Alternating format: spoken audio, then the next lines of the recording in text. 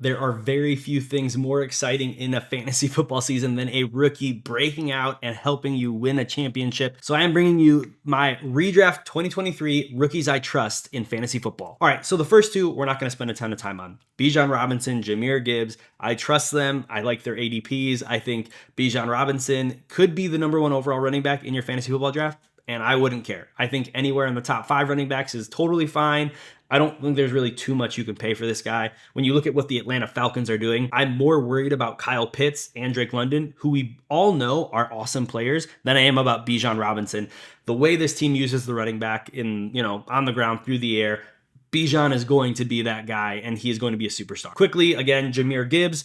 He was a top 12 pick for a reason. The Lions aren't going to not use him. I actually like Gibbs and Montgomery, but this is a rookie video, so let's talk about Gibbs. I think Gibbs is going to be used very, very creatively in this offense. He's going to be used out of the slot. He's going to be used out of the backfield. Ultimately, Gibbs could be putting up a season where he sees 100 targets in his rookie season. He's going to be a top 15 running back. I'm okay even if you take him in that 12 range, but I don't think you should expect him outproducing that by a ton. Either way, both these guys, as long as they're healthy, they're going to be studs, and we can't predict injury, so I'm all in on those guys. Let's go into my first guy on the list here, Jordan Addison. Now, I've got him ahead of Jaxon Smith-Njigba for 2023, and here's the reality. He is filling in as likely the wide receiver 2 for the Minnesota Vikings. He might start as the wide receiver 3 because KJ Osborne, as much as people might want to say he's insignificant, he is not insignificant. He's a good player. So maybe weeks 1, 2, 3, KJ Osborne is really the wide receiver 2 for this team. But Jordan Addison, at the least, by the first month of the season's end, he will be the wide receiver 2 for this team. And when you look at what Kirk Cousins has done for his wide receivers, 3 of the last 5 seasons, he's produced 2 top 15 wide receivers. Justin Jefferson will be one. I think Jordan Addison has a very fair shot to be a top 25 wide receiver with upside.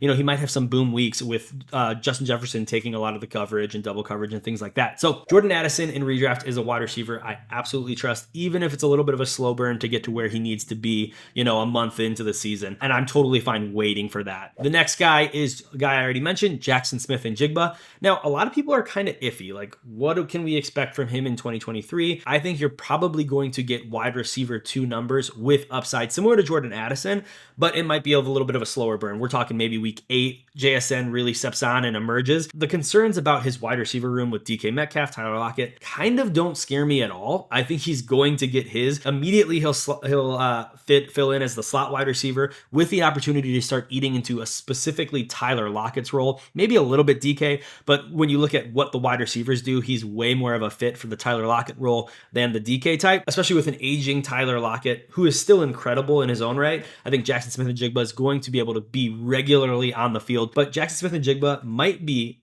even in this incredible wide receiver room, in one of the weaker wide receiver rooms he's ever been a part of. I've said that on other videos, but I mean it. Think about this. He's played with Marvin Harrison, Garrett Wilson, Chris Olave, Jameson Williams for a time. There's just plenty of players that he has been in a wide receiver room that are probably much better than even DK Metcalf and Tyler Lockett, who are incredible wide receivers in their own right in the NFL. So ultimately, I think JSN's a wide receiver 2 with upside.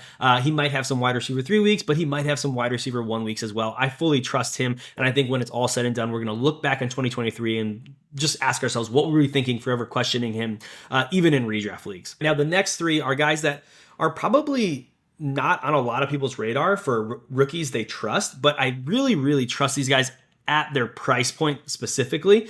The first one is Zach Charbonnet. If you've watched any of my other videos, you know that I'm all in on Zach Charbonnet. I think that by week 1, Zach Charbonnet should be very, very involved in the high leverage touches. And by the end of the season, second half of the season, he might be in a 60-40 split leaning his way. He's that good. And it's not really a slight to Kenneth Walker, but we saw Kenneth Walker was kind of a boom bust player. Inside the 5-yard line, he was very, very inefficient. He saw around 11% success rate inside the 5-yard line, or touchdown rate inside the 5-yard line. And that's a major concern. And Charbonnet doesn't have those issues. In his prospect profile, he succeeds in those areas. He should easily dominate the passing down work. So, of course, we're talking PPR, half PPR here, but in either format, Charbonnet has a fair shot to actually outproduce in fantasy football, Kenneth Walker. And I firmly believe that. So I think Charbonnet is a guy that you can get RB 30 or lower in your drafts. And I fully trust that you're going to get at the minimum that production by, week 3, 4. And by the end of the season, like I said, he could be the absolute steal of your draft that helps you win your league. The next guy is another running back. I've talked about him in another video or a couple other videos maybe, but it's Roschon Johnson for the Chicago Bears. I'll admit I'm a Bears fan, so this might be homerism, but I know the Bears backfield. I'm familiar with it, to a really comfortable degree. So we've got Khalil Herbert, we've got Donta Foreman. I think both guys are fine, but ultimately, both of these guys really profile as excellent RB2s. Roschon Johnson is kind of the perfect blend plus of those guys. He can do it out of the backfield as a receiver, as a pass blocker, as a runner on the outside and between the tackles. He's this big body back, similar to a Donta Foreman, who can bring versatility and a high football IQ. He's got great vision for a back of his size. Believe it or not, my comp for Roschon Johnson was Arian Foster. And Arian Foster was hugely overlooked in his draft as well. He went undrafted. But he's 6 foot, 219 pounds, and Roschon Johnson can do it all. He's a former QB turned running back. He knows what it looks like to deal with, adversity and being utilized in versatile ways in the backfield. But ultimately, what I see for Roschon Johnson is a guy who, similar to what I was saying with Jordan Addison and Jaxon Smith-Njigba, might be a little bit of a slow burn, but by midway point of the season, I would not be surprised at all if he leads this backfield. We haven't talked tight ends at all, so I'm going to talk about one rookie tight end that I am all in on for 2023, and believe it or not, his name is not Dalton Kincaid. It's Sam LaPorta. LaPorta has been dominating in camp. All reports are that he is likely to be the tight end 1 for this team week 1, day 1, and he has just shown so far that he is here to stay with the Detroit Lions. I think he is going to be a guy who, when it comes to overall volume, especially in the first 6 weeks when Jameson Williams isn't on the field, he doesn't have a ton to compete with. He's really got Amon-Ra St. Brown, he's got Jahmyr Gibbs, and those guys will get theirs, but they can each see 100 plus targets in the season, and Sam LaPorta see enough volume to be a top 10, top 12 tight end. And in a rookie season, that might seem like a lot to ask, but I think he is actually going to be the most productive tight end of this rookie class in 2023, and he could be the guy who we are looking back on like, how did we miss this guy? Okay, so 3 guys I just want to mention. Tank Bigsby, a lot of people talk about him, but he's going to get some work almost immediately behind Travis Etienne. He's a more natural hands catcher than a Travis Etienne. He's a pretty good route runner as well. And he can do really, really well in between the tackles where Etienne really kind of struggled. And if Etienne goes down, you might have an RB2, maybe fringe RB1 candidate in Tank Bigsby on your team. I think Jayden Reed is another option for you that as a player, I believe in the talent, and he could immediately be, the wide receiver 2 for the Green Bay Packers.